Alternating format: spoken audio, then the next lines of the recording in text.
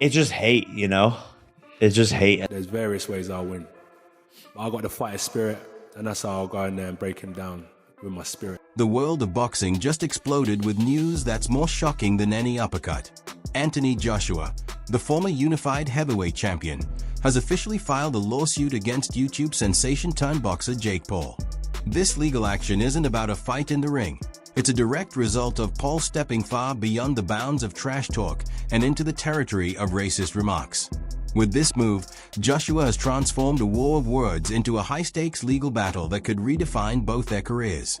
This is no simple celebrity feud. It's a brutal collision of two very different worlds: the legacy of an Olympic gold medalist who rose to the pinnacle of professional boxing, and the chaotic, headline-chasing realm of influencer culture. For Joshua, this is about defending his hard-earned reputation, his personal dignity, and setting a clear line in the sand. For Jake Paul, whose entire career is built on audacity and controversy, this lawsuit represents the most serious consequence he has ever faced, a threat not to his physical safety, but to his financial viability and public standing.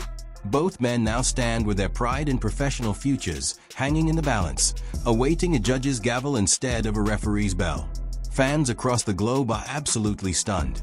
The boxing community, accustomed to pre-fight hype and verbal sparring, is watching one of its most respected and formidable athletes take a devastatingly calculated stand. Joshua, known for his ferocious power and composed demeanor, is choosing to fight this battle in court, proving that some lines are simply not meant to be crossed for views or clicks. His decision sends a powerful message: racism is not a promotional tactic. It's a serious allegation with serious, real-world repercussions.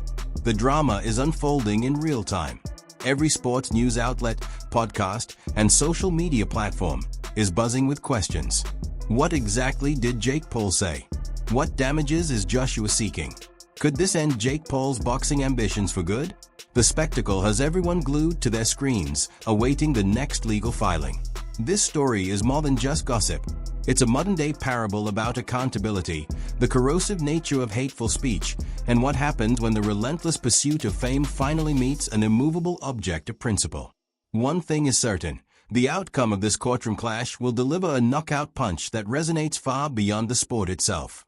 I'm more athletic than every single boxer in the whole entire sport and stronger than that. Jake Paul's latest provocation wasn't just another wild trash-talking antic. It wasn't a meme waiting to happen. This time, his target was former heavyweight champion Anthony Joshua, and his words crossed a line that cannot be unseen, a blatantly racist comment that erupted through the sports world like a wildfire. For years, Paul has operated in a self-created space where chaos is currency and any attention, is profit. He has built an entire brand on the principle that no insult is too low, no stunt too outrageous, if it trends. But in targeting Joshua with a racist remark, he mistakenly believed that same playbook would apply. He was wrong. This was something far worse. This wasn't just hype for a potential fight. It was a profound, personal attack that struck at the core of identity and respect, a line that, once crossed, reveals the dangerous hollowness of any publicity is good publicity. The fallout was immediate and seismic. The comment didn't just generate clicks, it triggered outrage. It transformed Joshua from a potential opponent in the ring into a plaintiff in a courtroom. This is the critical shift. Paul, the master of manufacturing spectacle, had finally created a scenario with real-world consequences he cannot control. He stepped into territory where his usual tools, a sarcastic apology video, a mocking tweet, a merchandise drop, are utterly useless. You cannot meme your way out of a lawsuit. You cannot clout your way past allegations that threaten major brand partnerships and broadcasting relationships. Now, Paul faces a foe his gloves are useless against: the law. This is where his cultivated persona of the problem child meets the sobering reality of defamation, emotional distress, and potentially ruinous financial damages. His career, built so precariously on the edge of public tolerance, now teeters on the brink. The very chaos he cultivated has become a legal liability, and the attention he craved has magnified his transgression for the entire world to judge.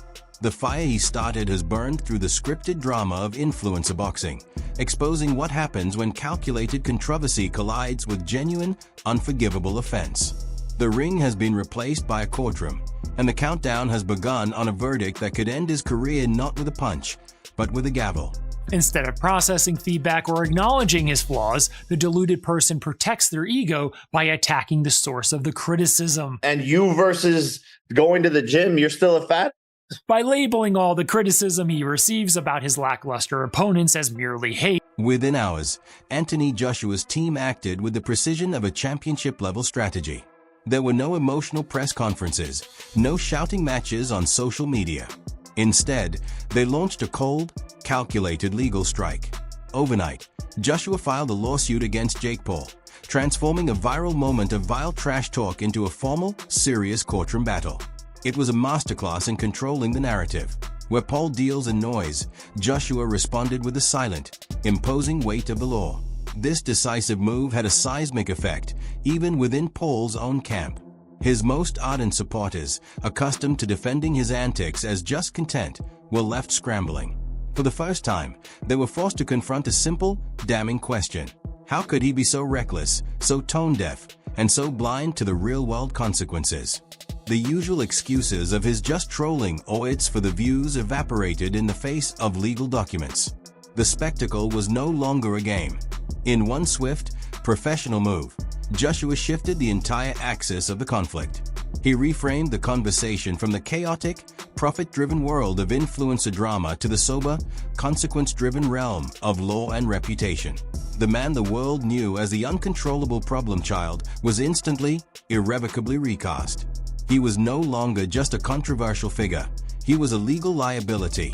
This new label changes everything. Sponsors see risk, networks see complication, and future opponents see a minefield of potential extra-legal trouble. Joshua, by choosing the courthouse over the headlines, didn't just seek justice. He exposed the fragile foundation of a brand built on provocation. The lawsuit is more than a claim for damages. It is a statement that some lines, when crossed, don't lead to a ring for a payday, but to a stand before a judge. The fight for public opinion was over almost as soon as it began, one not with a knockout punch, but with a perfectly served subpoena. People don't realize I'm a real killer. I really do this. YouTube this, YouTube that, Disney that. This is not a joke. I'm knocking out the best of the best, beating all of these people. The comment itself was vicious. Late at night, seemingly fueled by ego and the unrelenting adrenaline of his online persona, Jake Paul's rant shattered the already fragile norms of fight promotion. It went far beyond generic insults or bold predictions of victory. It was personal, pointed, and unmistakably racist, a deliberate, ugly attack designed to wound. Those words, once released into the digital ether, sent immediate shockwaves through the very bedrock of the boxing community, a sport built on a deep, if complicated, code of respect. This wasn't just an attack on Anthony Joshua.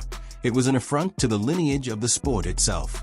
Legends, current champions, and aspiring fighters from every corner of the globe spoke out in unified condemnation. The fraternity that often stays silent on internal spats found a clear, moral line had been crossed. In their outrage, a powerful truth was revealed. The boxing world, for all its bravado and rivalries, still holds a sacred space for the dignity of its warriors. Paul, the outsider who had moneized their world, had violated its oldest, unwritten rule. And so, the stage is irrevocably set. What began as a late-night social media explosion has been methodically funneled into the cold, procedural channels of the justice system. Anthony Joshua, the disciplined athlete who rose from Watford to the pinnacle of world sport, has chosen his weapon with devastating effectiveness. Jake Paul, the architect of chaotic fame, now faces the one opponent he cannot out-talk, cannot troll, and cannot meme into submission: the law. The final bell on this saga won't ring in a sold-out arena, but in a quiet courtroom. The victory won't be decided by judges' scorecards, but by a legal verdict. Joshua's lawsuit stands as a monumental lesson, a declaration that legacy and respect cannot be bullied, that some punches are thrown with legal filings, and that the highest cost of crossing the line isn't a loss on your record, but a permanent stain on your name. The problem child sought a fight, and he got one. Just not the kind he ever expected. I mean, just steps into it with every ounce of his body. Perfect right hand. So the fact that Jake Paul wants to fight that guy, hey, I'll watch. I'm gonna watch. And if you want to show you're legit by taking on one of the scariest fucking heavyweights alive. And the timing could not have been more catastrophic for Jake. This wasn't an isolated rant in a vacuum. At the very moment he was hurling those vicious, racist remarks, he was publicly hyping the single biggest fight of his career, a bout scheduled for December 20th, 2025 at Miami's biggest stadium. The promotional exchanges had already been white-hot. Paul had taunted Joshua, calling him stiff, chinless, and predictable. Joshua, in turn, had responded not with playground insults, but with chillingly specific promises of violence, vows to break his face, break his body, and deliver a brutal, physical domination. This was a high-stakes theater of modern fight promotion, where private trash talk is turned into public spectacle to sell pay-per-views. But in a single, reckless moment, Paul didn't just turn up the heat. He poured gasoline on the promotional fire and then lit a match that burned the entire enterprise down. He added a dangerous, non-negotiable legal layer to what was supposed to be athletic drama. His words transformed a pre-fight narrative from who will win to will this fight even happen. The contradiction was stunning. One hand was building the most lucrative event of his life, while the other was demolishing its very foundation. What was meticulously crafted as hype for a historic, career-defining night now looked, in the cold light of legal scrutiny, like a spectacular, self-inflicted disaster. Promoters, broadcasters, and the State Athletic Commission were suddenly faced with an impossible question. How do you sanction and promote a multi-million-dollar sporting event when one participant is actively suing the other for defamatory and racist attacks? The December 20th date in Miami no longer loomed as a moment of glory, but as a glaring deadline for legal catastrophe. In the end, Joshua's lawsuit did more than seek damages. It erected an impenetrable wall between Jake Paul and the legitimacy he has craved. The problem child sought to build his legacy in the ring, but he may have cemented it in a court docket instead. The final, ironic twist is that the man who built a brand on saying anything for attention may have talked himself out of the very spotlight he so desperately wanted. And that's just going to make him more dangerous. He's going to be terrifying, and he's going to have a lot to prove. He's going to be very angry that Jake Paul wants to fight him. Very upset that this YouTuber who's fought Tommy Fury, who's a legit boxer, and, you know, a couple other guys that were legit boxers. That's it. Jake Paul has always thrived on a supercharged confidence that borders on pathological arrogance. At 28, his boxing resume, 12 wins, 1 loss, with 7 knockouts, is impressive for an influencer.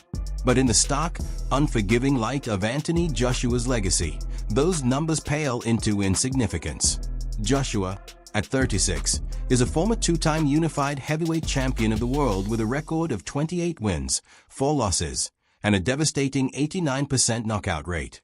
The disparity is almost mathematical. Joshua has absorbed the pressure of 167 professional rounds. Paul has navigated just 70. In physical terms, Joshua's height, reach, and sheer ring IQ present towering almost insurmountable advantages. But now, a new and far more daunting variable has been added to the equation, the lawsuit. This legal action is more than a grievance. It is a cold, institutional reminder that the rules governing the world Jake Paul sought to conquer are far more complex than those of a social media algorithm. In the ring, confidence can be a weapon. In life, and especially in a court of law, confidence alone is no shield against the consequences of one's actions. The lawsuit has effectively checkmated Paul's entire strategy. He cannot bully, outtalk, or troll his way to a settlement. The very notoriety he cultivated, which served him so well in building his brand, now works against him as evidence of a pattern of reckless behavior. The man who made a fortune by blurring lines is now trapped by a line that was crystal clear to everyone but him. And so, the narrative that began with a late-night tweet has reached its sobering conclusion. Anthony Joshua, by pivoting from fighter to plaintiff, demonstrated a masterclass in strategic power. He proved that the most decisive victory sometimes happens far from the roar of the crowd, in the quiet where dignity is defended not with fists, but with principle. For Jake Paul, the ultimate lesson is this: you can stage a fight, you can sell a spectacle, but you cannot control the fallout when your performance ends and real life begins. The bell has rung on the era where he set the rules. Now, he must abide by someone else's. Yeah, because he thinks that he is He thinks he's the one. Yeah. So that's what I'm preparing for. I'm preparing for the one who thinks that he's, you know, like the Matrix. He thinks he's the chosen child, the problem child. So I'm preparing for that type of person. That's his mentality. So I'm preparing for that type of person. I'm not preparing for the person everyone thinks he is. I'm preparing for the person he thinks he is. Joshua's decisive legal move resonated far beyond the confines of a potential fight. It was a statement heard in boardrooms, locker rooms, and living rooms. Actions have consequences. In a digital age where controversy is often rewarded with clicks and cash, he demonstrated that professionalism, meticulous strategy, and unwavering patience can systematically dismantle impulsive chaos. For years, Jake Paul operated on the belief that all attention is good attention, that any line could be crossed for engagement. Joshua's lawsuit proved that some lines, once crossed, become cliffs. The dynamic was irrevocably transformed. Jake Paul had the spotlight, the viral platform, and the unshakable confidence of a disruptor. But Anthony Joshua possessed the precision of a champion, the weathered experience of a legend, and now the formidable leverage of the law. The power balance didn't just tilt, it shattered and reformed entirely. Jake was no longer merely facing a taller, stronger opponent in a ring for December 2025. He was now confronting the compounded consequences of his words, his entire controversial history, and a lifetime of calculated recklessness meeting its reckoning. The saga that began with a vicious late-night comment thus ends with a profound, real-world lesson. The problem child, who sought to game the system of fame, found himself outmaneuvered by it. Anthony Joshua, by choosing the courthouse, didn't just defend his own name, he defended a principle. He showed that legacy isn't built on the noise you make, but on the respect you command and the boundaries you uphold. The final knockout wasn't delivered with a gloved fist, but with a simple, unassailable truth. You cannot promote a fight with someone you are being sued by for defamation. The hype collapsed under the weight of its own toxicity. In the end, Jake Paul's greatest enemy wasn't Anthony Joshua the fighter. It was a consequence of his own reflection, magnified and made permanent in a legal filing. The bell has rung, and the verdict, both in court and in the court of public opinion, is decisively clear.